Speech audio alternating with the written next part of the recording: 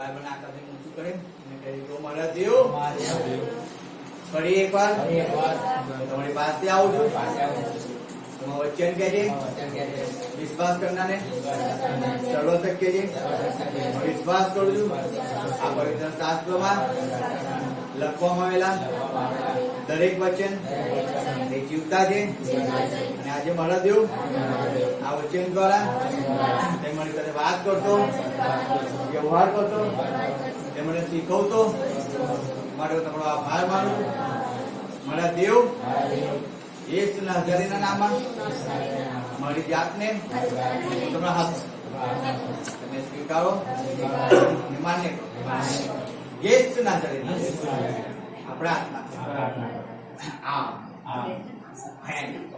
Thank you આવો ત્યારે આપણે વચન તરફ જઈએ થેન્ક યુ આપણે નીકળતો માથીની સુવાર્તા એનો 16મો અધ્યાય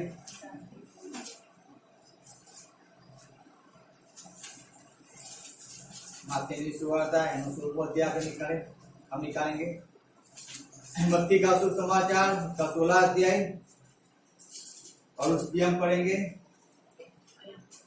21 से 23 आयत तक हम पढ़ेंगे।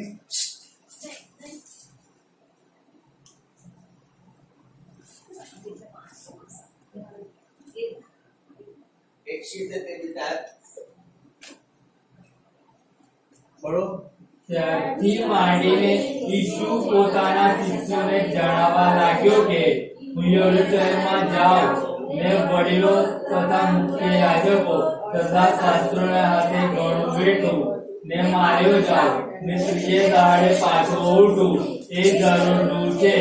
ત્યારે પિતા તેને એક બાજુએ લઈ જઈને તેને ઠપકો દેવા લાગ્યો ને કહ્યું કે અરે પ્રભુ એ તારાથી દૂર રહે એવું તને કદી થશે નહીં। પણ તેણે પાછા ફરીને પિતાને કહ્યું કે અરે શેતાન મારી પછવાડે જા તું મને ઠોકર રૂપ છે કેમ કે દેવની વાતો પર નહીં પણ માણસની વાતો પર તું ચિત્ત લગાડે છે। Hallelujah hallelujah. आए हम आंखों को बंद करेंगे प्रार्थना करेंगे। तो भेजिए खुदा तेरा वचन यहाँ मेरे लोगों में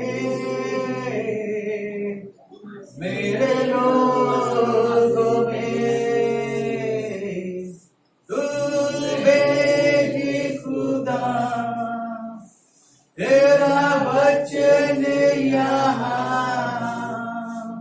मेरे शहर में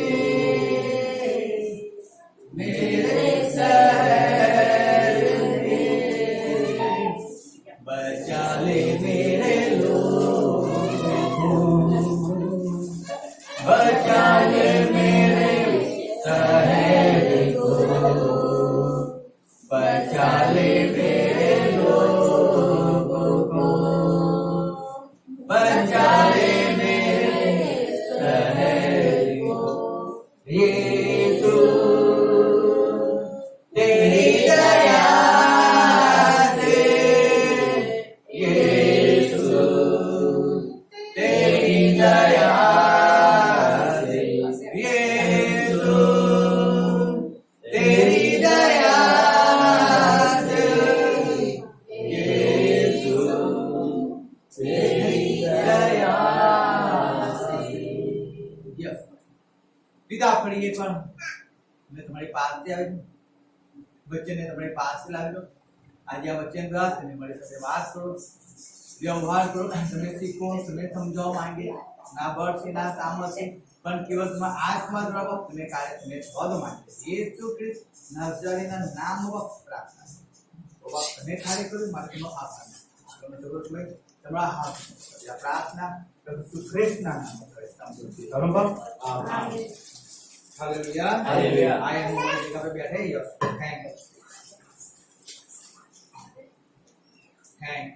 थैंक यू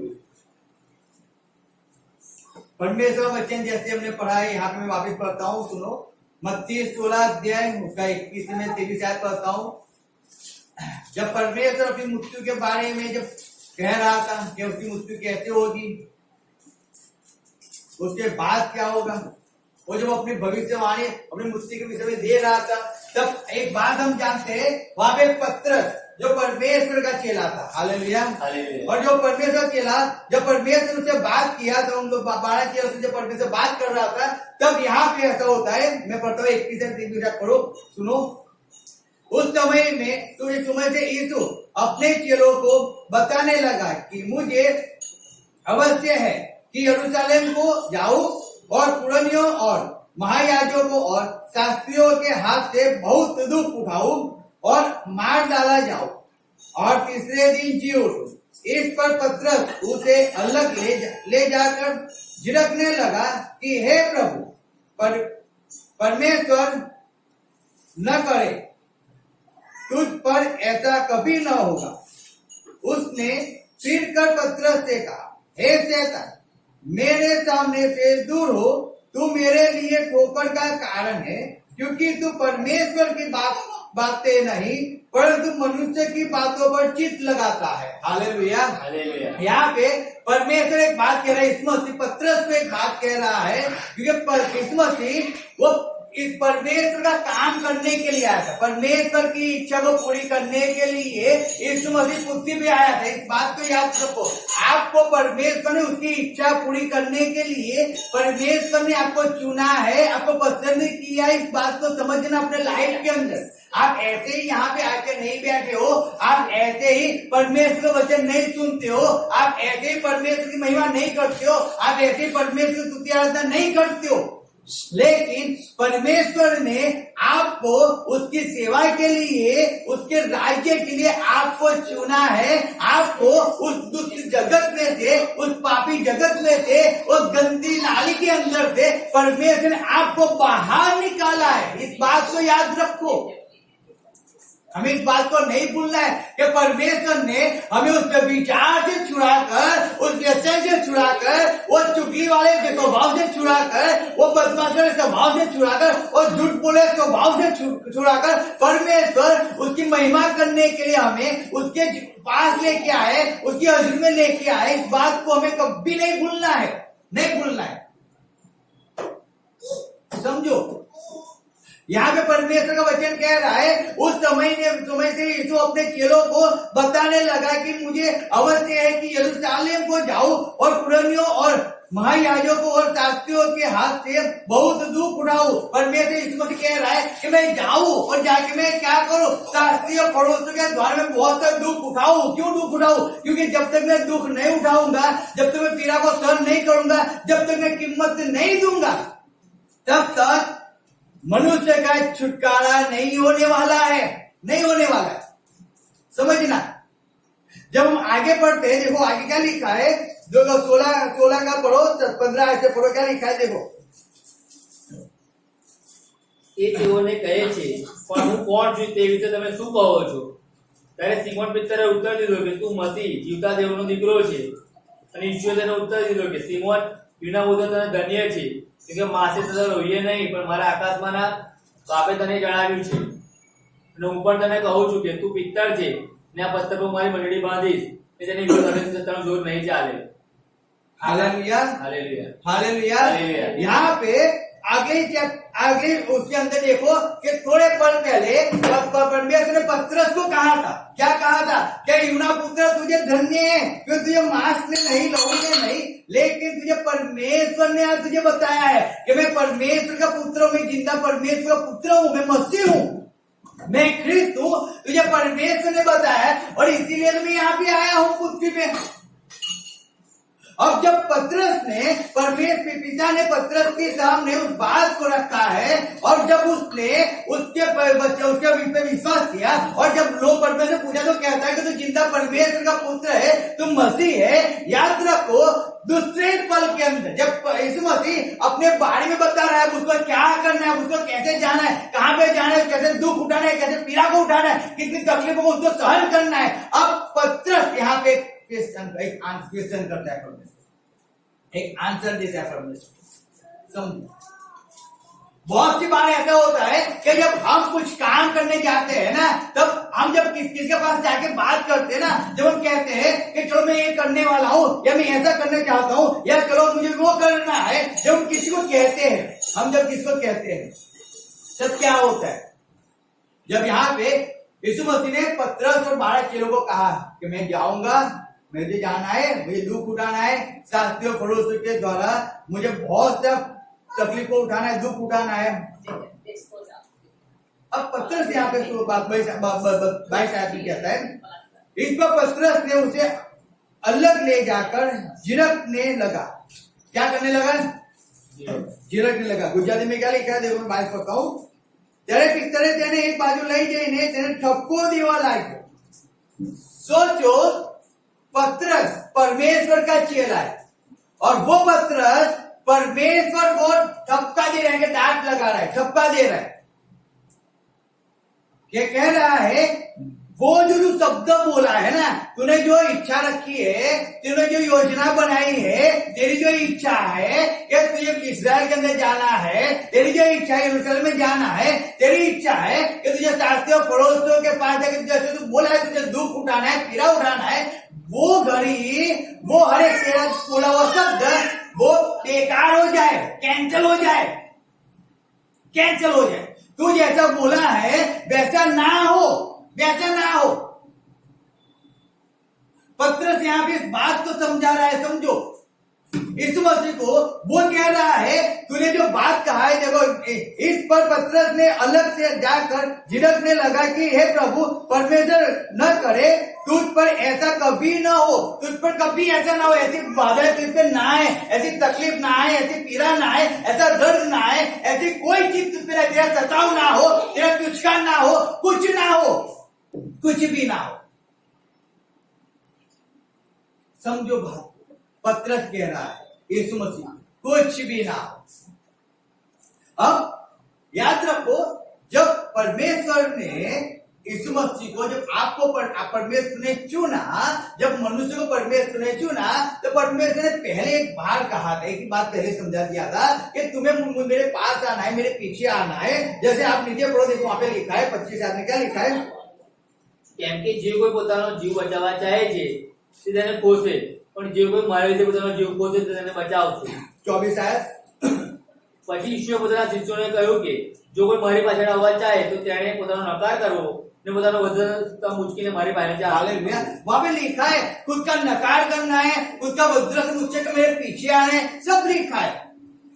अब परमेश्वर के पास जब हम आए, जब उनको परमेश्वर ने बुलाया, परमेश्वर ने पहले कह दिया था अगर आपको मेरे पीछे आना है, आपका क्रूस उचक के आपको मेरे पीछे चलना है। परमेश्वर ने पहले ही बता दिया था हमें, आपको दुख उठाना है, आपको पीड़ा उठानी है, आपको तकलीफ उठानी है। अगर आपको आगे बढ़ना है, आपको अनंत जीवन चाहिए, आप परमेश्वर का बेटा बेटी बनना चाहते हो, तो याद रखो आपको परमेश्वर की इच्छा के अनुसार चलना पड़ेगा।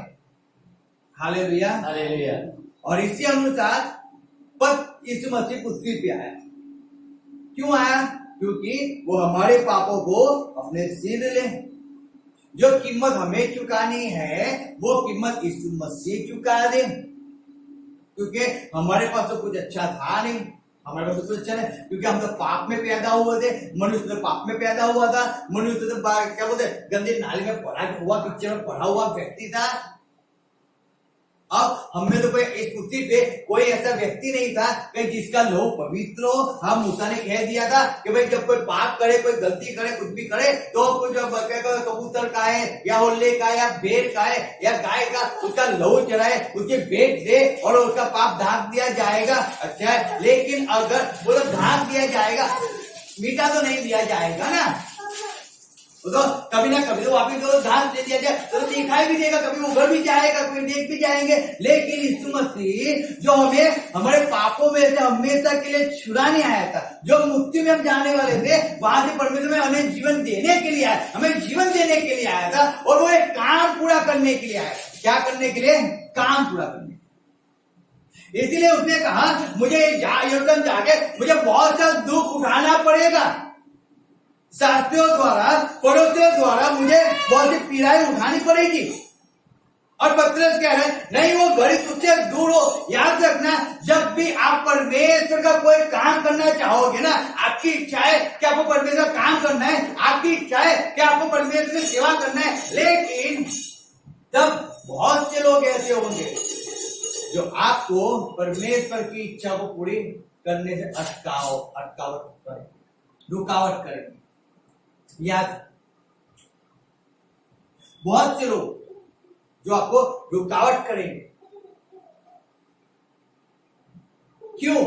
क्योंकि आपको जिस काम के लिए परमेश्वर ने चुना है, याद रखो, वो काम आप पूरा ना करो, इसीलिए आपको कोई व्यक्ति आएगा और आपको रुकावट करेगा।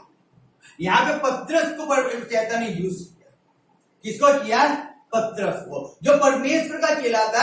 एक पल के अंदर, एक पल के पहले वही पतरस ने कहा था कि तू परमेश्वर का पुत्र है, तू परमेश्वर का पुत्र, तू मसीह है। और दूसरे पल में वो पतरस कह रहा है कि परमेश्वर, वो घड़ी तुझसे दूर हो जाए। क्या हो जाए? दूर हो जाए। समझो, एक घड़ी के अंदर तो वो इतना प्रेम दिखाया उसने, इतना भविष्यवाणी किया उसने, सब कुछ, और दूसरे पल के अंदर वो कहते हैं परमेश्वर, जिस काम के लिए तू आया है ना, वो काम तू मत कर परमेश्वर, तू चूल्हे के मत छेड़ परमेश्वर, तू दुख मत उठा परमेश्वर। सोचो, ऐसा कैसे? ऐसा कैसे? आज हम परमेश्वर की इच्छा को पूरी करने की जब चाहत रखते हैं, जब हम बाइबल पढ़ने की चाहत रखते हैं, जब हम प्रार्थना करने की चाहत रखते हैं, तब कोई ना कोई आके हमें कहता है कि क्या आप बाइबल पढ़ करते हो, क्या आप संगति में जा करते हो, क्या आप चर्च में जा करते हो। थोड़ा अपने घर वाले को भी देख लिया करो, थोड़ा काम में भी ध्यान लगाया करो, थोड़ा जॉब पे भी ध्यान लगाया करो ना, थोड़ा अपने बच्चे के पीछे भी ध्यान लगाया करो। शाम सुबह उठ के प्रार्थना करते हो, शाम सुबह बाइबल पढ़ते हो, आप भक्ते रहो, संगति में भक्ते हो, सुबह प्रचार करने भक्ते हो। ये सब बंद करो और घर को संभालो, बच्चों को संभालो, जॉब को संभालो। आप अपनी सेहत को तो देखो, आपकी सेहत तो खराब हो चुकी है और आप अभी भी परमेश्वर के पीछे भाग कर उसकी सेवा कर रहे हो।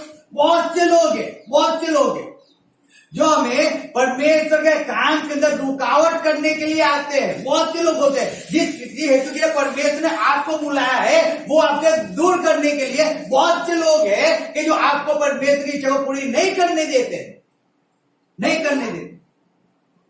आप किसके शब्दों को सुनते हो?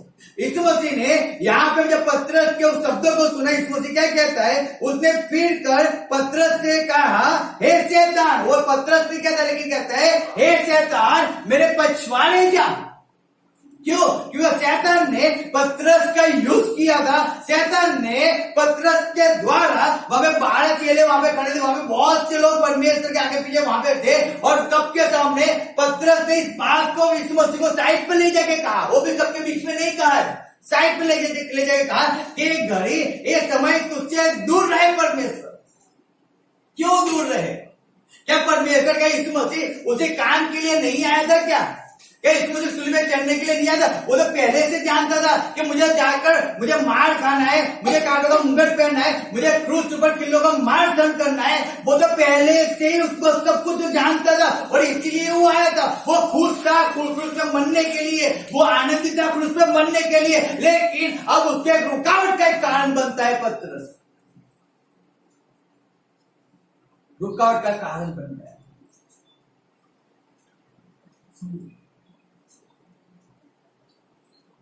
अगर यीशु मसीह क्रूस पे चढ़ जाएंगे, यीशु मसीह अपने जीवन दे देंगे, अपनी जान दे देंगे, तो लोग उद्धार पाएंगे, लोग छुटकारा पाएंगे, लोग तारण पाएंगे। लेकिन यहाँ पे शैतान की ऐसी इच्छा नहीं है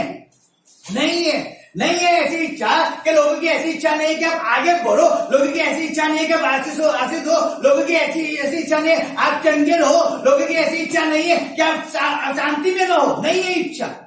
इसीलिए जब भी हम कुछ करना चाहते हैं ना, तब कोई ना कोई आता है और हमें कहता है तो ये गलत कर रहा है, और हम क्या करते हैं मालूम है? ऐसा है, गलत है, चलो हमें नहीं करना है, हम छोड़ देते, उस काम को छोड़ देते। उस परमेश्वर ने जो हमारे मन में डाला था ना, वो करना हम छोड़ देते। परमेश्वर ने मन में डाला, वो करना छोड़ देते। परमेश्वर चाहता था वो काम कर कर परमेश्वर हमारा कोई दरवाजा खोलना चाहता था, लेकिन हमने तो खुद ही वो दरवाजा बंद कर दिया, वो काम ना कर किसी की आवाज को सुनकर। सोचो हम क्या कर रहे हैं। शैतान किसका यूज करता है? वो मनुष्य का यूज करता है। वो 12 किलो में से एक पत्र था, शैतान ने उसी का यूज किया, किसी बाहर वाले को नहीं बुलाया था, वो घर वाला ही था, वो घर वाला ही था कि जिसने आके यीशु मसीह को कहा कि एक घड़ी तुझसे दूर हो। समझो वो घर वाला था, घर के यीशु मसीह के साथ बैठकर यीशु मसीह के साथ खाना खाने वाला था, उसके साथ रहने वाला व्यक्ति। वो कहता है एक घड़ी तुझसे दूर हो जाए। परमेश्वर का काम करने के लिए तू आया ना, लेकिन परमेश्वर का काम तू मत कर परमेश्वर का काम मत कर। एक घड़ी तुझसे दूर हो जाए, तू मत जा, तू दुखी मत उठा। सोचो आज मनुष्य दुख नहीं उठाता है। आज हमें दुख नहीं उठाना है, हमें आशीष चाहिए, हमें छुटकारा चाहिए, लेकिन हमें दुख नहीं उठाना है, नहीं उठाना। हमें पीड़ापन नहीं उठाना है परमेश्वर के लिए। जिस काम के लिए परमेश्वर ने हमें भेजा है ना, वो हमें नहीं करना है, और नहीं कर हमें सब कुछ पाना है। परमेश्वर की इच्छा को पूरी नहीं करना है, लेकिन परमेश्वर तो हमारी इच्छाओं को पूरी कर। याद रखो इस बात, वो गलत है। जब तक मनुष्य परमेश्वर ने उसको जिस हेतु के अनुसार उसको चुना है, जिस इच्छा के अनुसार परमेश्वर को चुना है, जिस काम के लिए परमेश्वर ने मनुष्य को चुना है, जब तक वो उसके द्वारा वो काम नहीं करवा लेता है ना, याद रखना, तब तक परमेश्वर नहीं बैठता है, नहीं बैठता। लेकिन आप जब परमेश्वर की इच्छा को पूरी करने में लगे होगे ना, याद रखना, तब हमारा ही कोई व्यक्ति, चाहे कोई विश्वास समझो, कोई पास्टर समझो, कोई भी समझो, वो हमें आके क्या कहते हैं मालूम है? ये गलत है, ऐसा नहीं करना है, ऐसा नहीं करना है, ऐसा नहीं करना है।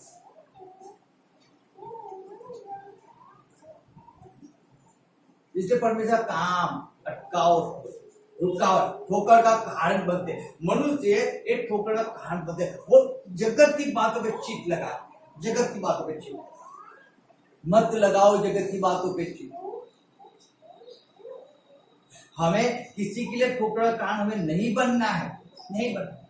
और ना कभी जब हमारे जीवन में ऐसी कोई चीज आती है, हमें उसको समझ के उसको निकाल के फेंक देना है। अगर आप उस बात को पकड़ लोगे ना, याद रखना, आप परमेश्वर का काम को पूरा नहीं कर पाओगे, नहीं कर पाओगे।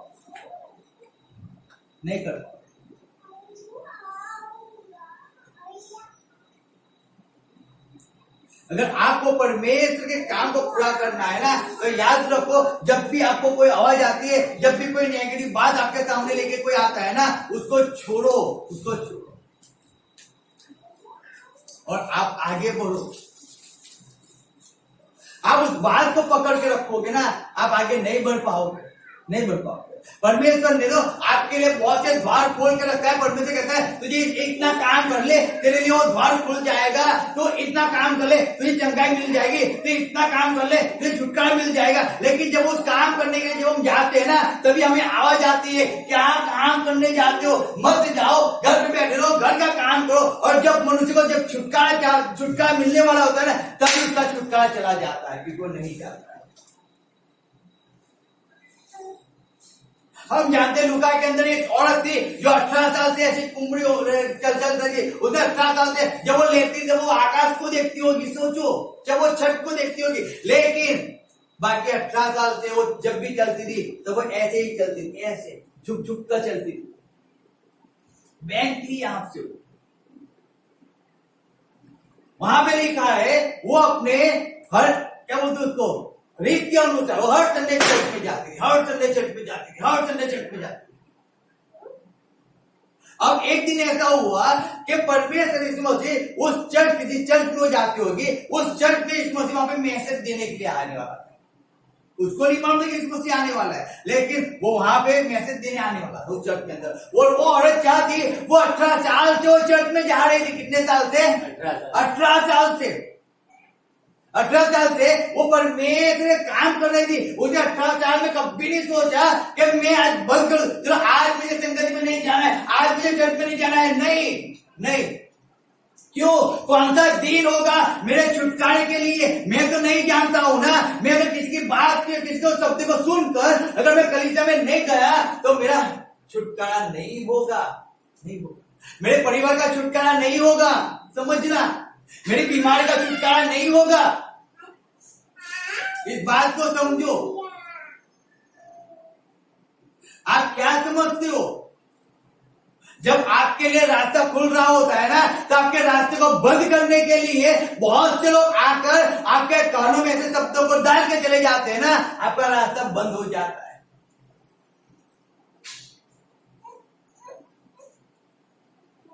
यहाँ पे पतरस ने एक सेकंड पहले, एक थोड़े समय के पहले कहा तुम मसीह है, और दूसरे पल में कहता है एक घड़ी तुझे तो, अगर वो मसीह है तो मसीह था तो लोगों के लिए मार खाने के लिए, लोगों के मरने के लिए आया था ना। तो पतरस को तुमको सपोर्ट करना चाहिए ना। अच्छा है परमेश्वर, तू भी चढ़ और मैं भी तेरे साथ चढ़ जाऊंगा। परमेश्वर तू चिंता मत कर, उसको ऐसा कहना चाहिए ना, उसको हौसला देना चाहिए ना। लेकिन पतरस कहता है एक घड़ी तुझसे दूर हो परमेश्वर, दूर हो, नहीं तो सूली को मत चढ़ परमेश्वर, तू दुख मत उठा परमेश्वर। क्यों?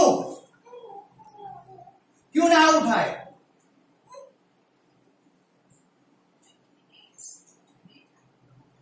समझो बात को। आज इसीलिए मसीह वो ठंडी बन चुकी है, क्योंकि आज किसी को नहीं पड़ी है, किसी को नहीं पड़ी। परमेश्वर के जो जाते रहना, उसकी सेवा करना किसी को नहीं पड़ी है। जब इच्छा हुई तब जाना है, जब इच्छा हुई तब करना है, बाकी नहीं करना है, बाकी नहीं करना है। इसीलिए मसीह ठंडी पड़ी हुई है। इसीलिए आज 2%, 3% पूरे इंडिया के अंदर मसीह है। क्यों? हम कहते हैं परमेश्वर जिंदा है, लेकिन जिंदा परमेश्वर की, हम जिंदा परमेश्वर की ऐसे स्तुति आराधना नहीं करते हुए हम जो उसकी इच्छा को पूरी नहीं करते।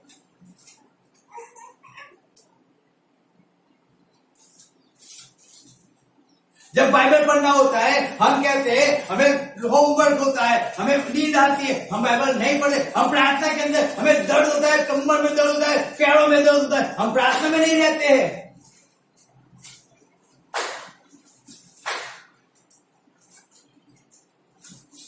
सोचो, तो भी कहां से होगा, कहां से होगा? वो उस औरत को जब वो गई 18 साल के बाद, परमेश्वर वहां पे था और चालू चर्च के अंदर, कलीसिया के अंदर परमेश्वर ने उसको चंगाई दिया। वो 18 साल के बाद छुटकारा पाई, वो निरोगी हुई और निरोगी होकर घर पे गई। लेकिन अगर समझ लो, अगर वो संडे चर्च में नहीं गई होती तो क्या होता? सोच लो, उसका छुटकारा नहीं होता, नहीं होता। इम्पॉसिबल था उसका छुटकारा होना। लोगों ने कहा होगा ना उसको, तो 18 साल से चर्च में जा रही है, क्या तुझे फायदा हुआ, क्या तुझे मिला है, कहां तू चंगी हुई है, क्या तुझे आशीष मिला है? तेरा सब था, वो तो सब कुछ चला गया ना। अब क्यों जाती है कलीसिया के अंदर, क्यों जाती है संगति के अंदर, क्यों जाती है प्रार्थना के अंदर, क्यों जाती है चर्च के कामों के अंदर? क्यों जाते हो, क्यों जाते हो? मत जाओ ना, घर पे बैठे रहो, घर की चिंता किया करो, बच्चों की पढ़ाई की चिंता किया करो ना। समझो क्यों जाते हो? और हम भी वैसा ही सोचते हैं, नहीं सही बात है, क्या मिला इतने साल के अंदर, क्या? एक सिस्टर को हम मिले थे फ्राइडे को, और जब उनके पास गए उन्होंने एक बात कहा कि मैं कभी नहीं भूल पाऊंगी कि मेरे सेवक मुझे लेने आते थे तब मैं आत्मिकता के अंदर भरी हूं। अच्छा है, लेकिन उन्होंने एक ऐसी बात कही कि मैं आगे नहीं बढ़ पाई, मैं आगे नहीं बढ़ पाई, आगे नहीं बढ़ पाई। रीजन क्या है आगे नहीं बढ़ पाया, नहीं बढ़ पाया? उसका रीजन क्या है मालूम है? रीजन वो है क्योंकि परमेश्वर में चले ही नहीं। परमेश्वर, मैंने कहा कि आप आज्ञा पालन करना किसी ने आपको सिखाया भी? कोई कहता ही नहीं है, कोई ठपका देने वाला ही नहीं है, कोई सिखाने वाला ही नहीं मिला। सब बहुत जगह पे घूमी हूं, अब मुझे ऐसा लगता है कि आत्मिकता ही नहीं है। सोचो,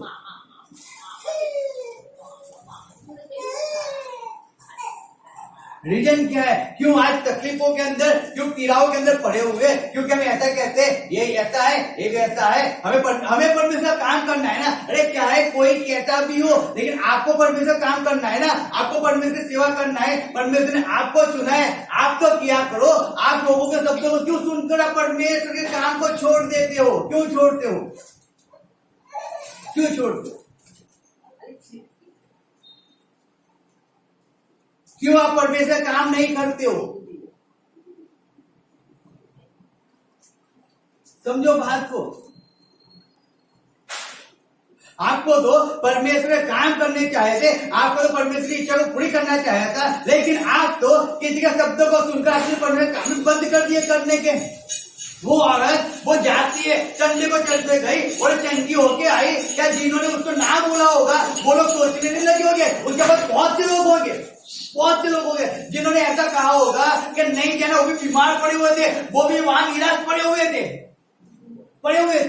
लेकिन वो औरत गई, किसी की बात उसने नहीं सुनी। क्यों? परमेश्वर ने उसके लिए दिन मुकर कर रखा है।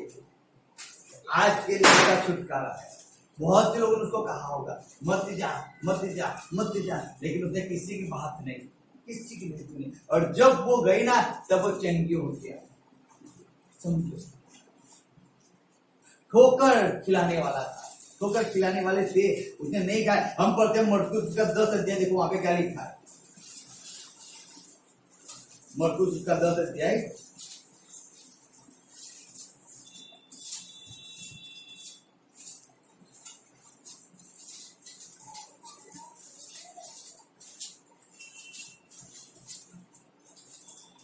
और उसका देखो 46 से पढ़ो, 10 का 46। અને તેઓ યરીકોમાં આવે છે અને યરીકોમાંથી તે તથા તેના શિષ્યો તથા ઘણા લોકો નીકળતા હતા. ત્યારે તિમાઈનો દીકરો બત્તીમાં જે આગળ ભિખારી હતો તે માર્ગની કોરે બેઠો હતો અને ઈસુ નાઝારી છે એમ સાંભળી તે બૂમ પાડતો કહેવા લાગ્યું કે ઓ ઈસુ દાઉદના દીકરા મારા પર દયા કર. અને ઘણાએ તેને ધમકાવ્યું કે ચૂપ રહે. हालेलुया। देखो वहां पे एक बत्ती में एक अंधा भिखारी था और वो कहां पे? कोर्ट पे, रास्ते की कोर्ट पे बैठा हुआ था। अब जब परमेश्वर यीशु मसीह वहां से जा रहा था, उसके पीछे बहुत हजारों लोग उसके पीछे जा रहे थे और तब इसको मालूम से सुना कि कौन है। उसने पूछा, बोलते यीशु मसीह है, ये तो प्रभुदर के, ये तो दाऊद की संतान है। और लोग उसको छूटे चंगे हो जाते, वो लोग उसके पास है, जो भी मांगते यीशु मसीह उसको देता है। अब ये अंधा भिखारी कह रहा है मैं तो अंधा हूं, मैं कहता हूं अंधा हूं। वो अकेला अंधा नहीं था, वहां पे बहुत से लोग उसके आजू बाजू अंधे लोग बैठे हुए थे, कोढ़ी लोग बैठे होंगे, समझो, गूंगे बैठे होंगे, बहरे बैठे होंगे, बहुत से लोग बैठे होंगे वहां पे, बहुत से। और लोगों ने साथ में चिल्लाना शुरू किया, ए यीशु नाज़री हमें बचा, ए यीशु नाज़री हमारे दृष्टि कर, ए यीशु नाज़री हमें चंगा कर, ए यीशु नाज़री हमें दृष्टि कर, ए यीशु नाज़री हमें छुटकारा